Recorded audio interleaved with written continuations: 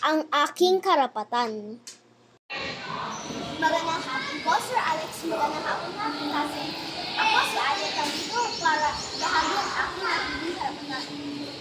Bilang isang batang Divinian, karapatan kong magkaroon ng edukasyon at dito ko pinag-aral ng aking mga magulang sa Divine Light Academy. Mahalaga ito dahil ang paaralan ang pangalawang tahanan ng mga kabataan at ang mga guro naman ang tumatay ng pangalawang magulang na nagtuturo at tumutulong sa ating kakayahan. Sa paaralan tayo natutulong magsulat, magbasa, at magsalamuha sa ibang tao. Kaya naman, pagbubutihin ko ang aking pag-aaral at sisikapin kong isabuhay ang aking mga natutunan at matututunan pa sa paaralan. Maraming salamat sa pakikinig.